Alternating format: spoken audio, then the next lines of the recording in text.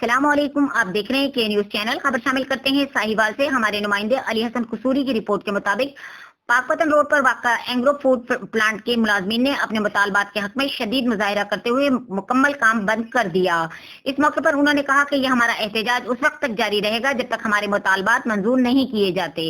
9:30 हो गए, शिफ्ट अंदर खड़ी है, उन्होंने बाहर नहीं आने दे रहे। गेट से बैठे, गेट उस ताले मारे हुए ने।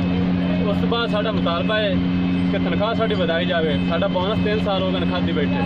साडा बोनस देवन परमानेंट बोनस लाभ रहा, सानू लाभ नहीं रहा। अभी लेबर चौके हैं तो उस बाद साढ़े हर साल मशीन तो बंदा कटाया जाए। दो बंदे कटाए ने, कोई बंदा साजी साडा एक्शन नहीं लै रहा। ਅਸੀਂ ਇਸ ਵਾਸਤੇ ਖੜੇ ਹਾਂ ਜਿੰਨੀ ਦੇਰ ਸਾਡਾ ਮੁਤਾਲਬਾ ਹੱਲ ਨਾ ਹੋਇਆ ਅਸੀਂ ਅੰਦਰ ਨਹੀਂ ਜਾਣਾ, ਡਿਊਟੀ ਨਹੀਂ ਕਰਨੀ। ਮਿਹਰਬਾਨੀ। ਨਹੀਂ ਤੁਹਾਡੇ ਨਾਲ ਬੰਦੇ ਕਿਉਂ ਬੰਦੇ ਸ਼ਿਫਟ ਕਿਉਂ ਨਹੀਂ ਬਾਹਰ ਆਣ ਦਿੱਤੀ ਹੁਣ ਤੱਕ? ਨਾਲ ਜਿਹੜਾ ਕੋਈ ਬੋਲਦਾ ਬੰਦਾ ਉਹਦਾ ਗੇਟ ਬੰਦ ਕਰ ਦੇ, ਉਹਨੂੰ ਆਂਦੇ ਤੁਹਾਡਾ ਗੇਟ ਬੰਦ ਹੋ ਜਾ। ਨਹੀਂ ਸ਼ਿਫਟ ਹੁਣ ਤੱਕ ਉਹਨਾਂ ਕਿਉਂ ਨਹੀਂ ਬਾਹਰ ਆਣ ਦਿੱਤੀ? शिफ्ट साड़ी और 7 बजे बाहर आना, 9:30 हो गए। नहीं की वजह की? डबल रोके हुए, डबल रोकी खड़े। नाइट वाला अलाउ ही नहीं अंदर खलोना, 5 मिनट नहीं अलाउ।